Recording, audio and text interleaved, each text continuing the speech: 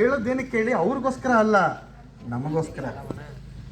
ನಾವು ಏನನ್ನ ಕಲ್ತ್ಕೊಳ್ತೀವೋ ಅದನ್ನು ಇನ್ನೊಬ್ಬರ ಜೊತೆಗೆ ಮತ್ತೊಬ್ಬರ ಜೊತೆಗೆ ಹಂಚ್ಕೊಳ್ತಾ ಇದ್ದಾರೆ. ಏನಾಗ್ತದೆ, ನಮಗೆ ಚೆನ್ನಾಗಿ ಅರ್ಥ ಆಗ್ತಾ ಹೋಗುತ್ತೆ. Teaching is the best way of learning ಅಂತಾರೆ. ಏನು ಹೇಳ್ತಾರೆ? Teaching is the best way of learning. ಅಂದರೆ ಕಲಿಸೋದಿದೆಯಲ್ಲ, ಅದರಿಂದ ನಾವು ಚೆನ್ನಾಗಿ ಕಲಿತೀವಿ ಅಂತ. ಕಲಿಸೋದ್ರಿಂದ ಏನು ಮಾಡ್ತೀವಿ ನಾವು? ಚೆನ್ನಾಗಿ ಕಲಿತೀವಿ. ಅವಳಿಗೆ ಜಾಸ್ತಿ ಮಾರ್ಕ್ಸ್ ಬಂದ್ಬಿಡುತ್ತೆ, ಅವಳು ಕಲ್ತ್ಕೊಬಾರ್ದು ಅಂತಿದ್ರೆ ಮಾಡ್ಬೋದು. ಹಂಗೆ ನಾವು ಪರಸ್ಪರ ಹೆಂಗಿರಬೇಕು? ಸಹಕಾರದಲ್ಲಿ ಇರಬೇಕು. ಸ್ಪರ್ಧೆನಲ್ಲಿದ್ದರೆ ಆಗ್ತದೆ? ನಾವು ಪರಸ್ಪರ ಸಹಕಾರದಲ್ಲಿ ಇರಬೇಕು. ನಾವು ಇನ್ನೊಬ್ಬರಿಗೆ ಹೇಳ್ಕೊಟ್ಟಷ್ಟು ನಮಗೆ ಚೆನ್ನಾಗಿ ಬರುತ್ತೆ. ಅದನ್ನು ನಾವು ಮಾಡಬೇಕು. ಹೊಸದು ನಾವು ಏನೇ ಕಲ್ತ್ಕೊಳ್ಳಿ ಬೇರೆಯವ್ರ ಜೊತೆ ಹಂಚ್ಕೊಳ್ತಾ ಹೋಗೋದು. ಹಂಚ್ಕೊಳ್ಳೋದಿದೆಯಲ್ಲ, ಅದರಲ್ಲಿ ಇರೋಷ್ಟು ಖುಷಿ ಇನ್ನೊಂದಿಲ್ಲ. ಏನಾದರೂ ಪ್ರಶ್ನೆ ಕೇಳಂಗಿದ್ರೆ ಕೇಳಿ.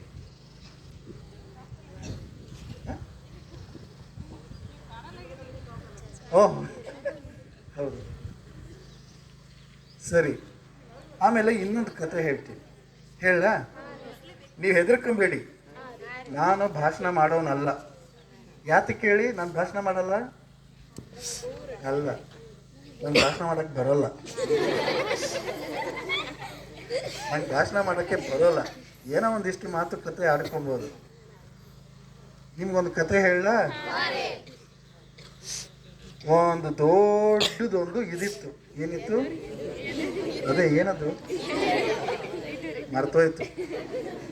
ಒಂದು ದೊಡ್ಡ ಕಾಡಿತ್ತು. ಏನಿತ್ತು? ಆ ಕಾಡಲ್ಲಿ ಒಂದು ದೊಡ್ಡ ಮರ ಇತ್ತು. ಏನಿತ್ತು? ಆ ಮರದಲ್ಲಿ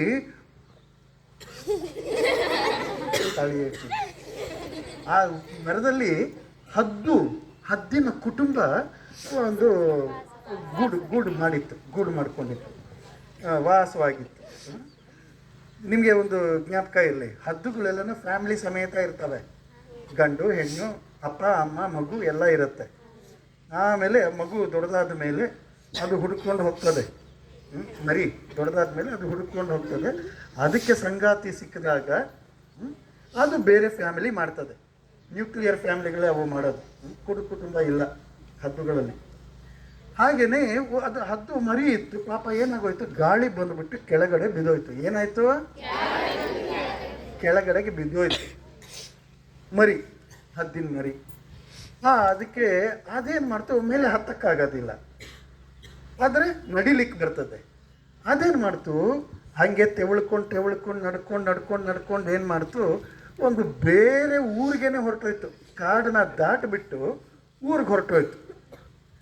ಆ ಊರಿನ ಪ್ರಾರಂಭದಲ್ಲಿನೇ ಒಂದು ಕೋಳಿ ಫಾರ್ಮ್ ಇತ್ತು. ಏನಿತ್ತು? ಕೋಳಿ ಫಾರ್ಮ್ ಇತ್ತು. ಆ ಕೋಳಿ ಫಾರ್ಮ್ನಲ್ಲಿ ಇದನ್ನು ಹೋಗ್ಬಿಡ್ತು. ಬೇರೆ ಬೇರೆ ಪುಟ್ಟ ಕೋಳಿ ಮರಿಗಳೆಲ್ಲ ಇಟ್ಕೊಂಡು ತಿಂತಾ ಇದ್ವಲ್ಲ, ಅದ್ರ ಜೊತೆಗೆ ಇದು ಸೇರ್ಕೊಂಡ್ಬಿಟ್ಟು ಹಾಗೆ ನಡ್ಕೊಂಡು ಹೊರಟೋಯ್ತು. ಆಮೇಲೆ ಪಾಪ ಅವಳು ಯಾರೋ ನಿಮ್ಮಂಥವಳು ಎಲ್ಲ ಕೋಳಿ ಮರಿಗಳು ನೋಡ್ಕೊಳ್ಬೇಕಾದ್ರೆ ಇದು ಒಂದು ಇರಲಿ ಅಂತ ನೋಡ್ಕೊಳ್ಳೋಕೆ ಶುರು ಮಾಡೋದು. ಆ ಹದ್ದಿನ ಮರಿ ಏನು ಮಾಡ್ತು, ಯಾವಾಗಲೂ ಕೋಳಿಗಳ ಥರನೇ ಕುಟ್ಕೊಂಡು ತಿಂತಾ ಇತ್ತು. ಒಂದು ದಿವಸ ಒಂದು ಸ್ವಲ್ಪ ವಯಸ್ಸಾಗಿರೋ ಹದ್ದು ಹಾರ್ಕೊಂಡು ಬಂತು ಈ ಕೋಳಿ ಮರಿನ ಹಿಡ್ಕೊಳ್ಳೋಕ್ಕೆ. ನನ್ನಂಥದ್ದು. ಅದು ಅಂಕಲ್ ಹದ್ದುನೋ ತಾತ ಹದ್ದುನೋ? ನಾನು ಯಾರು, ತಾತನೋ ಅಂಕಲ್? ಡಿಸೈಡ್ ಮಾಡಿ ಹೇಳಿ. ತಾತನೇನಾ? ಇರಲಿ ಬಿಡಿ. ಆ ತಾತ ಹದ್ದು ಒಂದು ಬಂತು. ಆ ತಾತ ಹದ್ದು ಬಂದಿದ ತಕ್ಷಣ ಏನು ಮಾಡ್ತು, ಈ ಹದ್ದು ಬೇರೆ ಕೋಳಿ ಮರಿಗಳೆಲ್ಲ ಓಡ್ತಾವಲ್ಲ ಹಾಗೆ ಇದೂ ಓಡ್ತು. ಇದು ಬಿಡಲಿಲ್ಲ. ಇದೇನಿದು ಒಳ್ಳೆ ನಮ್ಮ ಜಾತಿಯವನು, ನಮ್ಮ ಥರ ಇದು ಹದ್ದಿನ ಜಾತಿಯವನು, ಇವು ನೋಡಿದ್ರೆ ಕೋಳಿ ಥರ ಆಡ್ತಾ ಇದ್ದಾನಲ್ಲ ಅಂತ ಓಡೋಗಿ ಅದನ್ನು ಹಿಡ್ಕೊಂಡ್ಬಿಡ್ತು. ಹಿಡ್ಕೊಂಡು ಮೇಲೆ ಎತ್ಕೊಂಡು ಹೋಯ್ತು. ಯಾಕಯ್ಯ ಓಡ್ತಾ ಇದೆಯಾ ನೀನು ಅಂತ ಹೆದರ್ಕೊಂಬೇಡ, ನೀನು ಹದ್ದು. ಇಲ್ಲ ನಾನು ಕೋಳಿ ಅನ್ನತ್ತೆ. ಹದ್ದು ಕಣಯ್ಯ, ನೋಡಿಲ್ಲ ಅಲ್ಲೊಂದು ನೀರಿತ್ತು ತೋರಿಸ್ಬಿಟ್ಟು ನೋಡೋ, ನನ್ನಂಗೆ ಏನಿದೆ ಕೊಕ್ಕಿದೆ, ರೆಕ್ಕೆ ಇದೆ, ಪಂಜ ಇದೆ, ಎಲ್ಲ ಇದೆ. ನೀನು ಕೂಡ ಹದ್ದು ಕಣಯ್ಯ. ಇಲ್ಲ ನಾನು ಕೋಳಿ. ಇದು ತಲೆ ಕೆಟ್ಟೋಯ್ತು ಈ ತಾತ ಹದ್ದಿಗೆ. ತಾತ ಹದ್ದುನ ಅಂಕಲ್ ಹದ್ದುನ?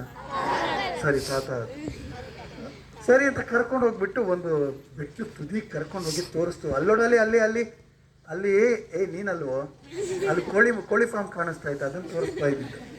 ಆ ಕೋಳಿ ಫಾರ್ಮ್ ತೋರಿಸ್ಕೊಂಡು ಅಲ್ಲಿದೆ ನೋಡು ನೋಡು ಅಂತ ಅಂದ್ಬಿಟ್ಟು ಏನು ಮಾಡ್ತಿದ್ವು, ತಬ್ಬಿಡ್ತು, ತಳ್ಬಿಡ್ತು, ಬಿದೋಯ್ತಾ ಏನಾಯ್ತದು, ಹಾರಕ್ಕೆ ಶುರು ಮಾಡ್ತಕ್ಕೆ ರೆಕ್ಕೆ ಬೀಸುತ್ತಲ್ಲ, ರೆಕ್ಕೆ ಬೀಸಿದಕ್ಕೋಸ್ಕರ ಹಿಂಗೆ ಬಡಿಬೇಕಲ್ವಾ, ಹಿಂಗೆ ಬಡಿಬೇಕಾದ್ರೆ ಏನಾಯ್ತು, ಹಾರೋದಕ್ಕೆ ಶುರು ಮಾಡ್ತು. ಇದುವರೆಗೂ ಅದು ಟ್ರೈಯೇ ಮಾಡಿರಲಿಲ್ಲ, ಯಾರೊಬ್ರು ತಳ್ಳಬೇಕಾಗಿತ್ತು. ನಿಮ್ಗೆ ಸ್ಕೂಲ್ ಕಳ್ಸೋದೇ ಅದಕ್ಕೇನೆ, ನೀವು ಮನೆಯಲ್ಲೇ ಕೂತ್ಕೊಂಡಿರತ್ತ ಮಾಡೋಕ್ಕಾಗತ್ತಾ, ಅದಕ್ಕೆ ಏನು ಮಾಡಬೇಕು, ತಳ್ಳಬೇಕು. ಇವರೆಲ್ಲ ತಳ್ತಾರವರು, ಇಲ್ಲೆಲ್ಲ ಕೂತಿದ್ದಾರೆ ನೋಡಿ, ಅವರೆಲ್ಲ ತಳ್ಳೋರು ನಿಮಗೆ. ನೀವು ನಿಮ್ಮ ರೆಕ್ಕೆ ಬಿಚ್ಚಿ ನೀವು ಹಾರಾಡಿ ಅಂತ ಅಲ್ವಾ. ಅದುವರೆಗೂ ಅಂದ್ಕೊಳ್ತಾ ಇತ್ತು ನಾನು, ಕೋಳಿ ಕೋಳಿ ಕೋಳಿ, ನನ್ನ ಕೈನಲ್ಲಿ ಆಗಲ್ಲ, ನನ್ನ ಕೈನಲ್ಲಿ ಹಾರಕ್ಕಾಗಲ್ಲ, ನಾನು ಕೋಳಿ, ನಾನು ಹಿಂಗೆ ಕುಟ್ಕೊಂಡು ತಿನ್ನಬೇಕು ಅಂತ. ಇವಾಗ ಗೊತ್ತಾಯ್ತು, ಏನು ರೆಕ್ಕೆ ಬಿಚ್ಚಿದ ಮೇಲೆ ಗೊತ್ತಾಯ್ತು ನನಗೆ ಹಾರಲಿಕ್ಕೆ ಆಗತ್ತೆ ಅಂತ. ಯಾರೊಬ್ರು ಪುಷ್ ಮಾಡೋರು ಬೇಕು, ಯಾರೊಬ್ರು ಪುಷ್ ಮಾಡಿಬಿಡ್ತಾರೆ. ನಾವೇ ಮಾಡ್ಕೊಬೋದು, ಮಾಡಲಿಲ್ಲ ಅಂತಂದ್ರೆ ಯಾರೊಬ್ರು ತಳ್ತಾರೆ. ಅವಾಗ ಏನು ಮಾಡಬೇಕು, ನಾವು ರೆಡಿ ಇರಬೇಕು. ಹಿಂಗೆ ನಾವು ಅಂದ್ಕೊಳ್ಬೇಕು, ನಾವೇ ಅಂದ್ಕೊಳ್ಬೇಕು. ಎಸ್, ನನ್ನ ಕೈನಲ್ಲಿ ನನಗೆ ಹಾರಲಿಕ್ಕೆ, ನಾನು ಚೆನ್ನಾಗಿ ಜ್ಞಾಪಕ ಇಟ್ಕೊಳ್ಳೋಕ್ಕೆ, ನನಗೆ ಚೆನ್ನಾಗಿ ಓದೋದಕ್ಕೆ, ಅಯ್ಯೋ ಎಷ್ಟು ಓದಿದ್ರು ತಲೆಗೆ ಓಡಲ್ಲ ಸರ್ ಅಂತ ಅನ್ಕೊಬಾರ್ದು, ನಾವೇ ಅಂದ್ಕೊಳ್ಬಾರ್ದು. ನಾವು ಏನನ್ನ ಪದೇ ಪದೇ ಅಂದ್ಕೊಳ್ತಾ ಇರ್ತೀವೋ ಅದು ನಿಜ ಆಗ್ತಾ ಹೋಗುತ್ತೆ. ಅದಕ್ಕೆ ನಾವು ಅಂದ್ಕೊಳ್ಬೇಕಾಗಿರೋದನ್ನೇ ಸರಿಯಾಗಿರೋದನ್ನು ಅಂದ್ಕೊಬೇಕು. ಏನು ಅಂದ್ಕೊಬೇಕು, ನಮಗೆ ಏನು ಬೇಕೋ ಅದನ್ನು ಸರಿಯಾಗಿರೋದನ್ನು ಅಂದ್ಕೊಳ್ಬೇಕು. ಸರಿ, ಇವಾಗ ನಿಮಗೆ ಸುಮ್ಮನೆ ಕೇಳ್ತೀನಿ, ಇಷ್ಟು ನೀವು ನನಗೆ ಪ್ರಶ್ನೆ ಕೇಳಿ, ಏನಾದ್ರು ಪ್ರಶ್ನೆ ಕೇಳಿ, ಓದಿನ ಬಗ್ಗೆ ಕೇಳಿ, ಜ್ಞಾಪಕ ಇಟ್ಕೊಳ್ಳೋದ್ರ ಬಗ್ಗೆ ಕೇಳಿ, ಅಥವಾ ಹೇಗೆ ಸ್ಟಡಿ ಮಾಡೋದು ಅನ್ನೋದ್ರ ಬಗ್ಗೆ ಏನಾರು ಇತ್ತು ಅಂದರೆ ಕೇಳಿ, ಅಥವಾ ನಾನು ಓದಿದ್ದು ಮರ್ತೋಗುತ್ತೆ ಅನ್ನೋದಿತ್ತು ಅಂತಂದರೆ ಕೇಳಿ, ಅಥವಾ ನನಗೆ ಹೇಗೆ ಓದುವುದನ್ನು ಕಲಿಬೇಕು ಅನ್ನೋದಿತ್ತು ಅಂತಂದರೆ ಏನು ಬೇಕಾದ್ರೂ ಕೇಳಿ, ನಿಮಗೇನು ಅನಿಸುತ್ತೋ ಅದನ್ನು ಕೇಳಿ. ಮುಚ್ಚು ಮರೆ ಇಲ್ಲದೆ ಆರಾಮಾಗಿ ಖುಷಿಯಾಗಿ ಕೇಳಿ, ಬಚ್ಚಿಟ್ಕೊಂಬೇಡ, ಕೇಳಿ ಹುಡುಗರು ಕೇಳಿ, ಕೈ ಬಿಡು, ಆರಾಮಾಗಿ ಕೇಳು. ಫ್ರೀಯಾಗಿ ನಿಂತ್ಕೋ. ಹಾಂ ಕೂತ್ಕೋ. ನೆನಪಿನ ಶಕ್ತಿ ಅನ್ನುವುದು ಇಲ್ಲ. ಏನು ಹೇಳಿ, ನೆನಪಿನ ಶಕ್ತಿ ಅಂತ ಅನ್ನುವುದು ಎಲ್ಲೂ ಇಲ್ಲ. ನೆನಪಿನ ಶಕ್ತಿ ಅಂತಂದ್ರೆ ಏನು ಗೊತ್ತಾ, ಅದು ರೂಢಿ, ಅಭ್ಯಾಸ. ನೀವು ಯಾವುದನ್ನು ಅಭ್ಯಾಸ ಮಾಡ್ಕೊಳ್ತೀರೋ ಜ್ಞಾಪಕದಲ್ಲಿ ಇಟ್ಕೊಳ್ಳೋದಕ್ಕೆ ಆಗತ್ತೆ. ಯಾವತ್ತೂ ಅಷ್ಟೇ ದೊಡ್ಡದಾಗಿ ಒಂದೇ ಸಲ ಜ್ಞಾಪಕ ಇಟ್ಕೊಳ್ಳೋಕ್ಕಾಗೋದಿಲ್ಲ. ಚಿಕ್ಕ ಚಿಕ್ಕದಾಗಿ ಜ್ಞಾಪಕ ಇಟ್ಕೊಂಡು ಅದೇನಾಗುತ್ತೆ, ಎಕ್ಸ್ಪ್ಯಾಂಡ್ ಆಗ್ತಾ ಹೋಗುತ್ತೆ, ಅದು ಮಲ್ಟಿಪ್ಲೈ ಆಗ್ತಾ ಹೋಗುತ್ತೆ. ರೂಢಿ ಅನ್ನೋದು, ಅದು ಮೆಮೊರಿ ಅನ್ನೋದು ರೂಢಿ ಅಂದರೆ ಪ್ರಾಕ್ಟೀಸ್, ಹ್ಯಾಬಿಟ್ ಮಾಡ್ಕೊಳ್ಳೋದು. ಜ್ಞಾಪಕದಲ್ಲಿ ಇಟ್ಟುಕೊಳ್ಳುವುದು ಅಂತಂದರೆ ಅದೊಂದು ಹ್ಯಾಬಿಟ್, ಅದೇನೋ ಸ್ಪೆಷಲ್ ಪವರ್ ಏನಲ್ಲ. ಅದೇನದು ನಾವು ರೂಢಿ ಮಾಡ್ಕೊಳ್ಳೋದು. ಯಾಕೆ ಕೆಲವ್ರಿಗೆಲ್ಲರಿಗೂ ಚೆನ್ನಾಗಿ ಬಗ್ಗಿ ಕೆಲಸ ಮಾಡೋದಕ್ಕೆಲ್ಲ ಆಗತ್ತೆ, ಚೆನ್ನಾಗಿ ರೂಢಿ ಆಗಿರುತ್ತೆ ಅಲ್ವಾ. ಸೊಂಟನೇ ಬಗ್ಗಿಸ್ದೇ ಇರೋರಿಗೆ ಕೆಲಸ ಮಾಡಲಿಕ್ಕೆ ಆಗೋಲ್ಲ, ಯಾಕೆಂದರೆ ಬಗ್ಗಿ ರೂಢಿ ಇರಲ್ಲ. ಈ ರೂಢಿ ಏನು ಮಾಡ್ತದೆ, ಫ್ಲೆಕ್ಸಿಬಿಲಿಟಿ ಅಂತಂದರೆ ನಮ್ಯತೆ, ಪೆಡಸುತನ ಇಲ್ಲದೆ ಇರೋದು ಇರುತ್ತೆ. ಅರ್ಥವಾಗ್ತಾ ಇದೆಯಲ್ಲ. ಈಗ ಬಾಡಿ ಹೇಗೆ ಪ್ರತಿದಿನ ಬಗ್ಗಿ ಎತ್ತು ಹೀಗೆಲ್ಲ ಕೆಲಸ ಮಾಡಿದ್ರೆ ಅದು ಫ್ಲೆಕ್ಸಿಬಲ್ ಆಗಿರುತ್ತಲ್ವಾ, ಅದೇ ರೀತಿಯಲ್ಲಿ ಬ್ರೈನ್ಗೂ ಕೂಡ ಎಕ್ಸಸೈಸ್ ಬೇಕು. ಜ್ಞಾಪಕ ಇಟ್ಟುಕೊಳ್ಳೋದು ಅನ್ನೋದು ಒಂದು ಸ್ಪೆಷಲ್ ಪವರ್ ಅಲ್ಲ, ಇಟ್ ಈಸ್ ಓನ್ಲಿ ಪ್ರಾಕ್ಟೀಸ್, ರೂಢಿ. ಅದು ಹ್ಯಾಬಿಟ್ ಆಗಬೇಕು. ಚಿಕ್ಕ ಹೆಂಗೆ ಜ್ಞಾಪಕ ಇಟ್ಕೊಳ್ಳೋದು ಅಂತಂದರೆ, ಚಿಕ್ಕದನ್ನು ಮೊದಲು ಅಭ್ಯಾಸ ಮಾಡಬೇಕು. ಚಿಕ್ಕದು. ಈಗ ಮೆಟ್ಲು ಚಿಕ್ಕದಾಗಿತ್ತು ಅಂದರೆ ಹತ್ತೀರ ಅಲ್ವಾ. ಅದೇ ಮೆಟ್ಲು ಇಶಿಶ್ ಹತ್ರ ಇದ್ದರೆ ಅದು ಮೆಟ್ಲೆಲ್ಲ ಗೋಡೆ ಅಂತಾರೆ. ಯಾರು ಹತ್ತಕ್ಕೆ ಹೋಗ್ತಾರೆ, ಗೋಡೆನ ಮೆಟ್ಲು ಥರ ಅಲ್ವಾ. ನಾವು ಓದುವುದನ್ನೇ, ಕಲಿಯುವುದನ್ನೇ ನಾವೇನು ಮಾಡಬೇಕು, ಸಣ್ಣ ಪ್ರಮಾಣದಲ್ಲಿ ಕಲ್ತ್ಕೊಬೇಕು. ಯಾವಾಗ 3 ಥಿಂಗ್ಸ್ ನೀವು ಮರೀಲೇಬಾರ್ದಾಗಿರೋದು, 3 ವಿಷಯಗಳು. ಏನದು, ನಿಮಗೆ ನೀವು ಆಗತ್ತೆ ಅಂತ ಅನ್ನೋದನ್ನು ಅಂದುಕೊಳ್ಳುವುದು, ಪದೇ ಪದೇ ಅಂದುಕೊಳ್ಳುವುದು, ಇದಕ್ಕೆ ಆಟೋ ಸಜೆಷನ್ ಅಂತ ಹೇಳ್ತಾರೆ. ಅಂದರೆ ನಮಗೆ ನಾವೇ ಹೇಳ್ಕೊಳ್ಳೋದು, ನನ್ನ ಕೈನಲ್ಲಿ ಆಗುತ್ತೆ, ನಾನು ಮಾಡ್ತೀನಿ, ಎಸ್ ನಾನು ಮಾಡ್ತೀನಿ. ಒಂದು ಉಸಿರು ಬಿಟ್ಟು ಎಸ್ ಫ್ರೆಶ್ ಆಗಿ ಕೂತ್ಕೊಂಡು ರಿಲ್ಯಾಕ್ಸ್ಡ್ ಆಗಿ ಮಾಡಬೇಕು, ಆಗತ್ತೆ. ಎರಡನೇದು ಚಿಕ್ಕ ಚಿಕ್ಕದಾಗಿ ನಾವು ಯಾವುದನ್ನು ಕಲಿಬೇಕು ಅಂತ ಅಂದ್ಕೊಂಡಿರ್ತೀವೋ ಅದನ್ನೇನು ಮಾಡಬೇಕು, ಚಿಕ್ಕ ಚಿಕ್ಕದಾಗಿ ಕಲಿಬೇಕು. ಮೂರನೇದು ಬೇರೆಯವ್ರ ಜೊತೆಗೆ ಶೇರ್ ಮಾಡ್ಕೊಳ್ಬೇಕು, ಅದನ್ನು ಪ್ರಾರಂಭದಲ್ಲೇ ಮಾತಾಡ್ಕೊಂಡು ಶೇರ್ ಮಾಡಿ. Cooperation is the only key. ಪರಸ್ಪರ ಸಹಕಾರ ಮಾಡುವುದರಲ್ಲೇ ನಾವು ಚೆನ್ನಾಗಿ ಬೆಳೀಲಿಕ್ಕೆ ಆಗತ್ತೆ. ಅರ್ಥವಾಯ್ತಲ್ಲ? ಅದನ್ನು ಅಂದ್ಕೊಳ್ಳೇಬೇಡ, ಮರ್ತೋಗತ್ತೆ ಅಂತ ಅಂದ್ಕೊಳ್ಳೇಬೇಡ, ಆಗತ್ತೆ. ಚಿಕ್ಕ ಚಿಕ್ಕದಾಗಿ. ನೀವು ಇವತ್ತು 10 ತಪ್ಪು ಮಾಡ್ತೀರಾ ಅಂತ ಇಟ್ಕೊಳ್ಳಿ, ಪರವಾಗಿಲ್ಲ, ಯೋಚನೆನೇ ಮಾಡಬೇಡಿ. ತಪ್ಪು ಮಾಡೋದು ಅಪರಾಧ ಅಲ್ಲ, ಅರ್ಥವಾಯ್ತಲ್ಲ? ಇಲ್ಲಿ ಕೂತಿರೋರು ಎಲ್ಲರೂ ತಪ್ಪುಗಳು ಮಾಡಿಯೇ ಕಲ್ತ್ಕೊಂಡ್ಬಂದಿರೋದು.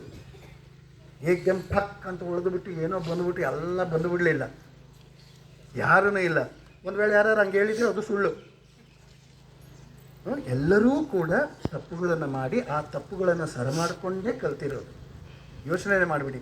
ಇವತ್ತು 10 ತಪ್ಪು ಮಾಡಿದ್ದೀರಾ ಅಂತ ಇಟ್ಕೊಳ್ಳಿ, ಒಂದು ಕೆಲಸದಲ್ಲಿ ಬಿಡದೆ ನಾಳೆ ಮಾಡಿದ್ರೆ ಅದೇ 10 ತಪ್ಪು ಮಾಡ್ತೀರಾ? ಏನಾಗುತ್ತೆ? ಅಟ್ಲೀಸ್ಟ್ 2 ಕಡಿಮೆ ಆಗುತ್ತೆ. ಮುಂದೆ ಇನ್ನೂ ಒಂದು ಮತ್ತೆ ಮಾಡಿದ್ರೆ ಅದೇ 8 ತಪ್ಪು ಮಾಡ್ತೀರಾ? ಸುಮ್ಮನೆ ನಾನು ಲೆಕ್ಕಕ್ಕೆ ಇದು ಅರ್ಥ ಮಾಡ್ಕೊಳ್ಳೋಕ್ಕೋಸ್ಕರ ಲೆಕ್ಕ ಹೇಳ್ತಾ ಇದ್ದೀನಿ, ಲಿಟರಲ್ ಆಗಿ ಏನು ತಗೊಳ್ಬೇಡಿ. ಆ 8 ಹೋಗಿ 6 ಆಗುತ್ತೆ, 6 ಹೋಗಿ 4 ಆಗುತ್ತೆ, 4 ಹೋಗಿ 2 ಆಗುತ್ತೆ. ಆಮೇಲೆ ಒಂದು ದಿವಸ ಒಂದು ತಪ್ಪು ಇರಲ್ಲ. ಒಂದು ತಪ್ಪು ಇಲ್ಲದೆ ಮಾಡಲಿಕ್ಕೆ ಸಾಧ್ಯವಾಗುತ್ತೆ ಯಾವಾಗ ನೀವು ಬಿಡದೆ ಮಾಡಿದರೆ. ಬಿಡದೆ ಮಾಡೋದನ್ನು ನಾವು ರೂಢಿ ಮಾಡ್ಕೊಳ್ಬೇಕು, ಬಿಡದೆ ಮಾಡಬೇಕು ಅದು. ಆಮೇಲೆ ಅಲ್ಲಿ ಒಂದು ಮಜಾ ಸಿಗತ್ತೆ, ಖುಷಿಯಾಗಿರುತ್ತೆ. ದಿನ ಬೆಳಿಗ್ಗೆ ಎದ್ದು ಎಕ್ಸಸೈಸ್ ಮಾಡ್ತಾ ಇರ್ತಾರಲ್ವ, ಅವ್ರಿಗೇನಾಗುತ್ತೆ, ಎಕ್ಸಸೈಸ್ ಮಾಡೋಕ್ಕೆ ಹೋಗಲಿಲ್ಲ ಅಂತಂದರೆ ಬೇಜಾರಾಗತ್ತೆ ಅಲ್ವಾ? ಹಾಗೆಯೇ ನಾವು ರೂಢಿ ಮಾಡ್ಕೊಂಬಿಡ್ಬೇಕು, ರೂಢಿ ಮಾಡ್ಕೊಳ್ಳೋದು. ರೂಢಿ ಪ್ರಾಕ್ಟೀಸ್, ಅದು ಹ್ಯಾಬಿಟ್ ಆಗೋಗುತ್ತೆ, ಸಖತ್ತಾಗಿರುತ್ತೆ. ಮಾಡಿ. ಇನ್ನೇನಾರು ಪ್ರಶ್ನೆ ಕೇಳೋಂಗಿದ್ರೆ ಕೇಳಿ. ಹುಡುಗರು ಕ್ಲಾಸ್ಗೆ ಹೆಂಗೆ ಬಂದು ಕೊಡಿಯೋದು ಅಂತ ಬೇಕಾದ್ರೆ ಕೇಳಿ. ಯಾರು ಹೊಡಿತೀರಾ? ಅನ್ನಕ್ಕೆ ಭಯ, ಎದ್ಕೊಂಬೇಡಿ, ಆಮೇಲೆ ಸಿಗ್ತೀನಿ. ಹೇಳಿ ಎಸ್, ಕಮಾನ್ ಗಾಯ್ಸ್, ಹೇಳಿ. ಇನ್ನೇನಾದ್ರು ಪ್ರಶ್ನೆಗಳು?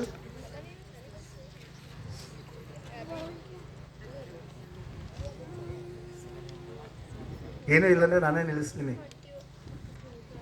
ಹೇಳಪ್ಪ. ಸಮಯ ಪಾಲನೆ ಹೇಗೆ ಮಾಡೋದು? Yes, very good. ಕೂತ್ಕೋ ಚಿನ್ನ. ಸಮಯ ಪಾಲನೆ ಅನ್ನೋದು ಇದೆಯಲ್ಲ, ಅದು ತುಂಬ ಇಂಪಾರ್ಟೆಂಟಾಗಿ ತುಂಬ ಚೆನ್ನಾಗಿರೋ ವಿಷಯ ಎತ್ತದ. ಸಮಯ ಅಂದರೆ ಏನು ಗೊತ್ತಾ ಮಕ್ಕಳೇ?